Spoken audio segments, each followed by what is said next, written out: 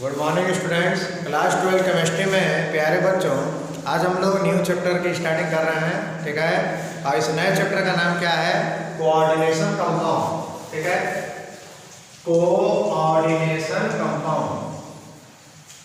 ठीक, तो coordination compound जो होता है, ठीक है ना, इसको पढ़ने से पहले हमें कुछ बेसिक चीज़ें हैं उसको हमें जानना होगा। ठीक है ना, तो क्या क्या बेसिक चीजें हैं? तो पहले हम लोग पढ़ेंगे सिंपल सॉल्ट के बारे में। सिंपल सॉल्ट, ठीक है ना। तो देखिए प्यारे बच्चों, सिंपल सॉल्ट क्या होता है? ऐसे सॉल्ट जिसे पानी में डालो तो ये अपने आयन में आसानी से टूट जाए। ठीक है, तो हम उसे क्या बोलते हैं? सिंपल सॉल्ट बोलते हैं। ठीक है ना, लिखेंगे dose salt which dissociate easily into ion called simple salt। उन्हें हम क्या बोलते हैं? सिंपल सॉल्ट बोलते हैं। अब प्यारे बच्चों, सिंपल सॉल्ट का एग्जांपल क्या है? तो आप NaCl ले लो या फिर KCl। अगर आप इन्हें वाटर में डालते हो तो ये अपने आयंस में टूट जाएंगे, Na+Cl-, इसका हो जाएगा K+ और Cl-। ठीक है, ये तो हो गया सिंपल सॉल्ट। अब हम चलते हैं दूसरा आता है डबल सॉल्ट। डबल सॉल्ट क्या होता है प्यारे बच्चों? ऐसे सॉल्ट जिनको पानी में डालो तो ये अपने कंस्टिट्यूएंट्स सॉल्ट में ही टूटते हैं। ठीक है ना, आयंस में पूरा कंप्लीटली नहीं टूटते हैं। ठीक है, तो उन्हें हम क्या बोलते हैं? डबल सॉल्ट बोलते हैं। तो लिखेंगे विच डिसोसिएट, या लिख देते which are made from two or more salt. जो दो या दो से अधिक सॉल्ट से बना होगा उसे हम क्या बोलेंगे? डबल सॉल्ट बोलेंगे। ठीक है, इसका एग्जांपल क्या है? Potash alum. मैं यहाँ पर लिख देता हूँ एग्जांपल, पोटास एलम यानी फिटकरी। इसका फॉर्मूला क्या होता है? तो potassium sulphate K2SO4, aluminium sulphate Al2SO4 thrice और 24H2। तो ये होता है हमारा पोटासियम। अब देखिए ध्यान से, इसमें कितने सॉल्ट मौजूद हैं? पोटेशियम सल्फेट भी मौजूद है, और क्या मौजूद है? एल्यूमिनियम सल्फेट भी मौजूद है, और वाटर के पार्टिकल्स भी मौजूद हैं जो कि क्रिस्टल के फॉर्मेशन में काम आते हैं। ठीक है, तो ये होता है पोटासियम। अगर हम इसे वाटर में डालेंगे तो ये वाला हिस्सा अलग हो जाएगा, ये वाला हिस्सा अलग हो जाएगा, ये वाला हिस्सा अलग हो जाएगा। ठीक है ना, तो ये तो हो गया डबल सॉल्ट। अब हम लोग कॉम्प्लेक्स सॉल्ट के बारे में बात करेंगे। पहले इसे कर लें, इसे नोट कर लें आप सभी।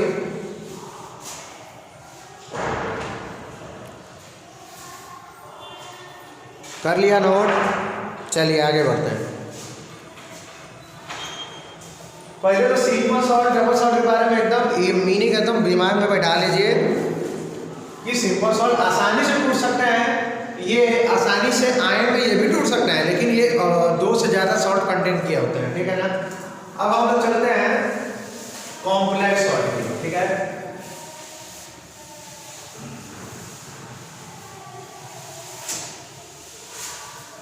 देखिए प्यारे बच्चों, पहले ये दो सॉल्ट के बारे में ही लोगों को पता था। ठीक है ना, फिर तीसरा सॉल्ट भी आया। ठीक है ना, तीसरा सॉल्ट जो है वो किसने बनाया था? अल्फ्रेड वार्नर ने। ठीक है ना, तो पहले तीसरा हम लोग पढ़ते हैं कॉम्प्लेक्स सॉल्ट। तो कॉम्प्लेक्स सॉल्ट क्या होता है? ठीक है ना, देखिए सबसे पहले हमारे जो वार्नर वैज्ञानिक थे उन्होंने क्या किया कि आयरन सल्फेट का रिएक्शन पोटेशियम साइनाइड से करा दिया। ठीक है, तो उन्होंने देखा कि क्या क्या बनता है? पोटेशियम सल्फेट बनता है और आयरन साइनाइड बनता है, फिर Cn ट्वाइस। तो यहाँ पर 200 मल्टीप्लाई कर दीजिए, बैलेंस हो जाएगा। उसके बाद आयरन साइनाइड का उन्होंने फिर से इस बार हमको नया कंपाउंड मिलता है K4 ब्रैकेट में FeCN6।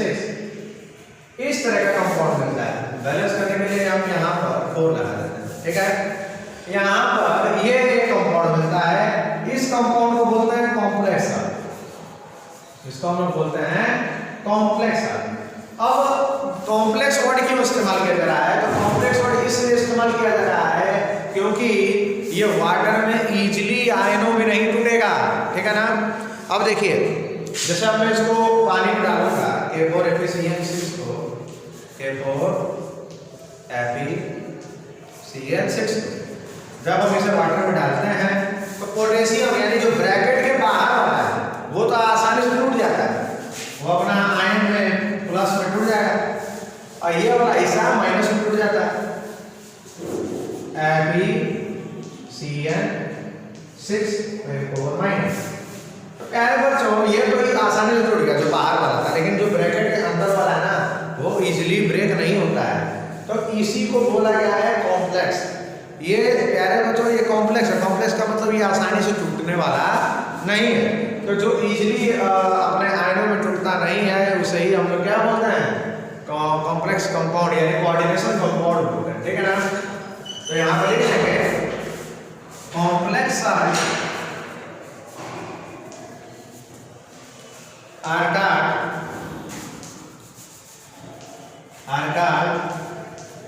Coordination compound.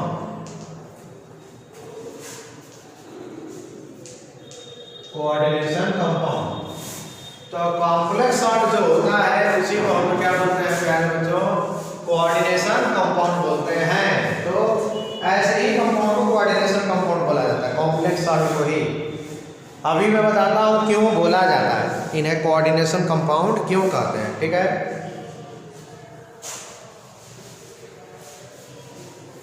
हो गया, इसे नोट कर लीजिएगा, ठीक है।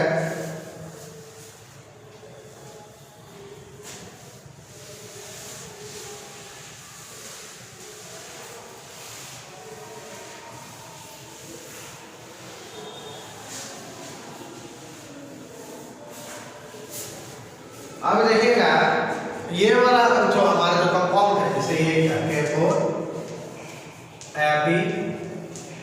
FeCN6।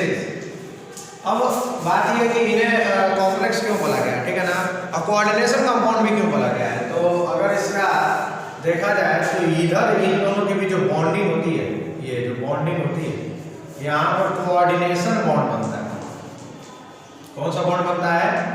कोऑर्डिनेशन बॉन्ड होता है। कोऑर्डिनेशन बॉन्ड थोड़ा स्ट्रॉन्ग होता है, इसलिए ये आसानी से टूटता नहीं, जबकि इनके और इनके बीच जो बॉन्ड होता है ये होता है आयनिक बॉन्ड। तो आयनिक बॉन्ड होने के पीछे ये तो आसानी से टूट जाता है वाटर में, ठीक है, और लेकिन ये वाला जो है ये हमारा कोऑर्डिनेशन बॉन्ड बनाया है, इसलिए इजीली ब्रेक नहीं होता है, इसलिए हम इसे क्या बोलते हैं? कोऑर्डिनेशन कंपाउंड कहते हैं। तो कोऑर्डिनेशन कंपाउंड का ये तो हो गया एग्जाम, ठीक है ना। अब हम लोग इसमें और क्या क्या चीजें पढ़ते हैं उसके बारे में पढ़ते हैं। चलिए, तो हमारा कोई भी कोऑर्डिनेशन कंपाउंड होता है, कोऑर्डिनेशन कंपाउंड होता है उसमें कई सारी चीजें होती हैं, ठीक है ना। जैसे मैं इसी का एग्जांपल ले लेता हूँ K4 FeCN6। प्यारे बच्चों ये जो होता है ना ये हमारा होता है सेंट्रल एटम बोलते हैं इसे, क्या बोलते हैं? सेंट्रल एटम बोलते हैं। ये सेंट्रल होता है, इसे ये सब घेरे हुए हैं। और जो अभी मैं ब्रैकेट के अंदर की बात कर रहा हूँ, और जो ब्रैकेट के अंदर वाला जो इसे सराउंड करेगा उसे हम लोग बोलते हैं लिगेंड, ठीक है। इसे हम लोग बोलते हैं सेंट्रल एटम, इसे बोलते हैं लिगेंड। ये वाला जो हिस्सा होता है इसे बोलते हैं कैटायन, ठीक है। और अगर मान लीजिए इधर कोई जगह होता है तो उसको हम लोग बोलते हैं एनायन, ठीक है।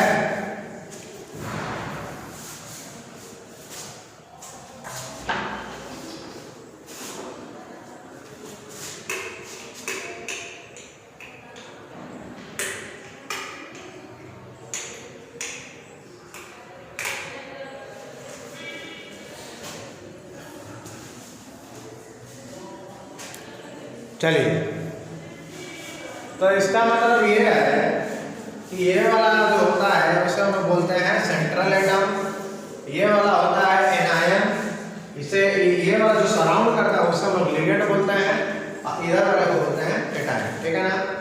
तो इतना चीज हम लोगों को याद रखना है, ठीक है। और इसके बाद जो ब्रैकेट वाला हिस्सा होता है उसे हम बोलते हैं कोऑर्डिनेशन स्फीयर, कोऑर्डिनेशन स्फीयर बोलते हैं। कोऑर्डिनेशन स्फीयर का मतलब होता है कि जो चारों ओर बॉन्ड के जरिए लगा हुआ है, ठीक है, उसे ही हम लोग बोलते हैं कोऑर्डिनेशन स्फीयर। इसे नोट कर लीजिएगा।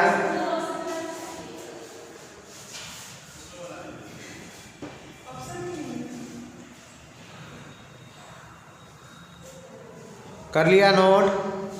चलिए, अब देखिए प्यारे बच्चों, इसमें हमारा जो सारा कहानी है ना वो सिर्फ लिगेंड को लेकर, लिगेंड। अगर लिगेंड के बारे में हमको जानकारी है तब तो हम सारा काम कर लेंगे, अगर लिगेंड के बारे में जानकारी नहीं है तो हम कुछ नहीं कर पाएंगे। तो इसलिए अब हम लोग पढ़ते हैं क्या, लिगेंड के बारे में। ये चीज आपको दिमाग में रख लेना, सेंट्रल एटम किसे कहते हैं, कोऑर्डिनेशन स्फीयर किसे कहते हैं, और किसे क्या क्या कहते हैं। तो सबसे पहले हम लोग पढ़ते हैं क्लासिफिकेशन ऑफ लिगेंड।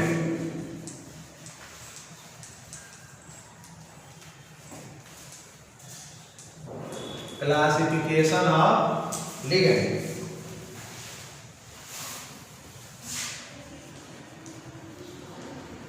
अब लिगेंड का क्या क्या क्लासिफिकेशन है, ठीक है। तो लिगेंड जो होते हैं वो 3 टाइप के पाए जाते हैं। एक होता है कैटायन लिगेंड, एक होता है anion ligand, cation positive ligand है, पॉजिटिव लिगेंड, एक होता है हमारा निगेटिव, और थर्ड होता है हमारा न्यूट्रल। थर्ड होता है हमारा न्यूट्रल लिगेंड। तो अब देखिए पॉजिटिव कौन होता है, निगेटिव कौन होता है, इसका पूरा लिस्ट बनाना पड़ेगा। तो मैं उसके बारे में मैं लिख लेता हूँ कुछ जो भी है पॉजिटिव और निगेटिव वाले। जैसे पॉजिटिव वाले दिया है NO+, उसके बाद दिया है H3O+। पॉजिटिव वाला ज़्यादा इम्पोर्टेंट नहीं है, इसका तो हो जाएगा F-, Cl-, Br-, I- और OH-, Cl-, ठीक है। और क्या बच रहा है, NO2-। न्यूट्रल में कौन कौन है, तो न्यूट्रल में है H2O, NH3, ठीक है, और हमारा है कार्बन मोनोऑक्साइड। ये सब हमारे न्यूट्रल है। ये न्यूट्रल वालों को हमेशा याद रखना है, ठीक है। ये हमारा न्यूट्रल लिगेंड है। तो प्यारे बच्चों, ये खासकर न्यूट्रल वाले को तो हमेशा याद रखना है। न्यूट्रल वाले कौन कौन, H2NH3, ये बहुत बार आता है कोऑर्डिनेशन कंपाउंड में, बहुत ज़्यादा यूज होता है। तो हमें ये पता होना चाहिए कौन पॉजिटिव है, कौन निगेटिव है, कौन न्यूट्रल है, ठीक है। इसे नोट कर लें। कर लिया नोट। चलिए बच्चे, प्यारे बच्चों यहाँ तक जरूर नोट कर लीजिएगा, ठीक है। तो हमें क्या क्या चीज़ें आज हमने पढ़ा कि कोऑर्डिनेशन कंपाउंड क्या होता है, सॉल्ट के बारे में पढ़ा कि सिंपल सॉल्ट होता है, ये डबल सॉल्ट होता है और कॉम्प्लेक्स सॉल्ट होता है। तो कॉम्प्लेक्स सॉल्ट को ही हम लोग कोऑर्डिनेशन कंपाउंड कहते हैं, ठीक है। जैसे एग्जांपल में K4FeCN6, उसका असली नाम पोटेशियम हेक्साफेरेट है, हेक्सासाइनोफेरेट है इसका नाम है, ठीक है ना। तो नाम भी मैं लिखना सिखाऊंगा सारी चीज़ें। तो आज के लिए मैं इतना रहने देता हूँ, इसको ज़रूर नोट कर लीजिएगा। और नोट करने के बाद अगर आप व्हाट्सएप पर इसकी पिक भेजना चाहते हैं तो इसकी पिक भी जरूर भेजिएगा ताकि मैं देख सकूँ। ओके स्टूडेंट, तो मिलता है नेक्स्ट वीडियो में। Thank you.